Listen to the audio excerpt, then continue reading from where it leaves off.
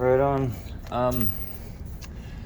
I just made a video a few minutes ago, and I was going to show you what I do to get the residual paint off these doors.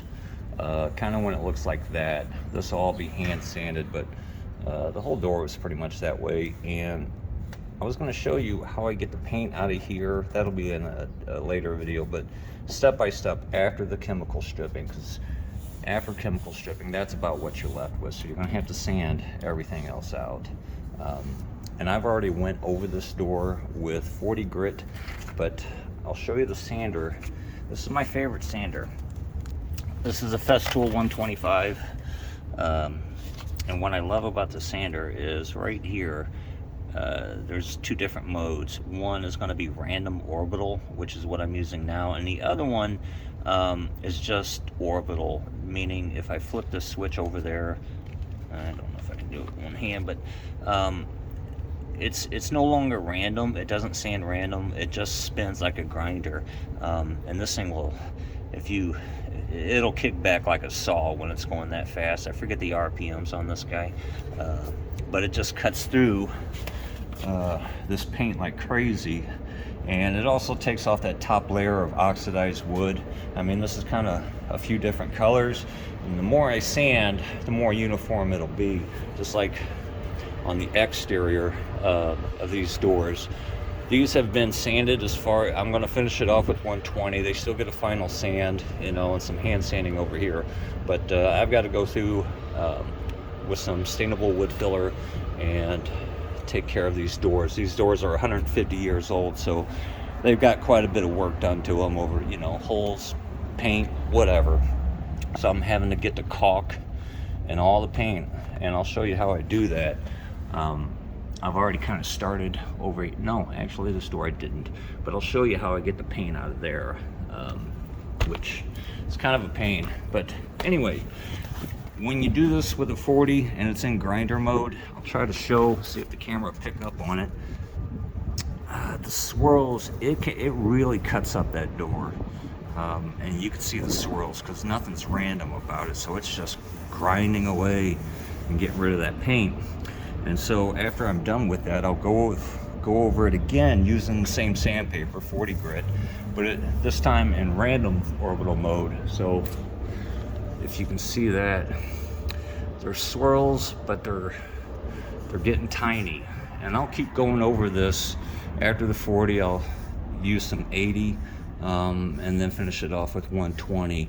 And that way you won't see these scratches or these swirl marks. Sorry, I've already sanded the top of this door and gotten the really harsh marks out. So if you was to stain this right now like this, you'd see all those marks and it would look horrible. So I'll kind of show you for a few minutes. I'm going to sand the bottom of this door in random mode using 40 grit and try to get the harsh swirls out, or will get the harsh swirls out, and then, like I said, hit it with some 80 and 120 and get her ready for stain. So I'm going to try this without screwing it up like I did last time. I don't have any control over the sound, so noise warning, okay?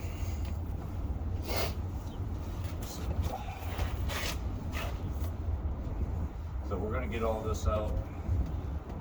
Orbital.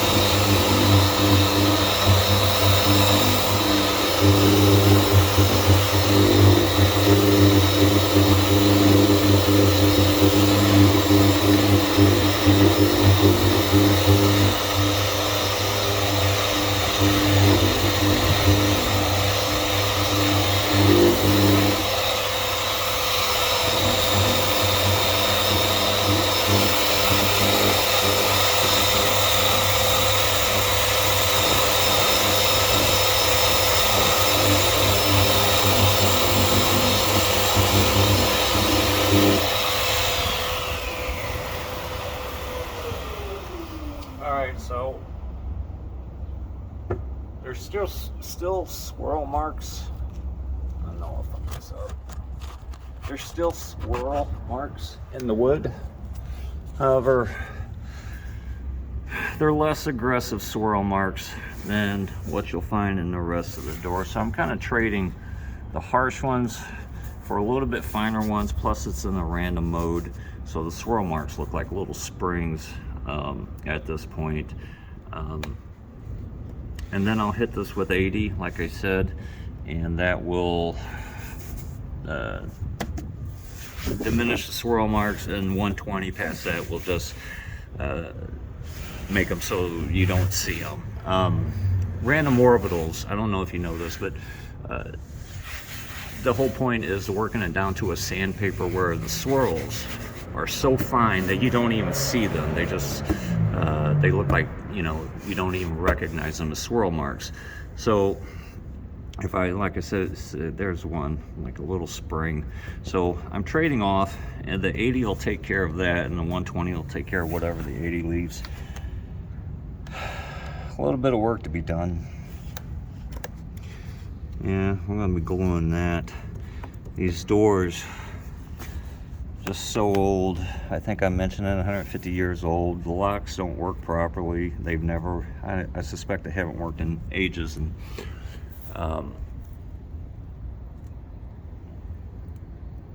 where's the block that was there? The way these doors lock, they're pretty much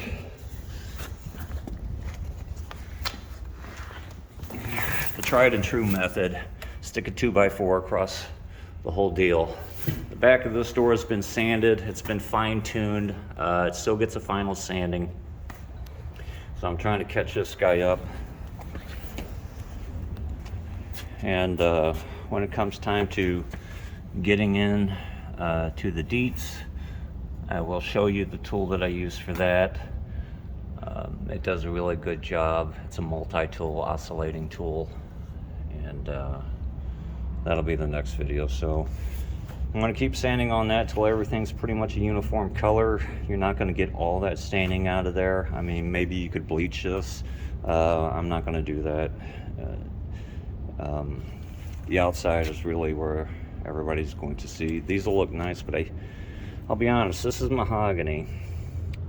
The first set I did over that way, those are oak, and they turned out beautiful. Wasn't expecting mahogany, but these are the original doors. The first set I done had been replacement doors.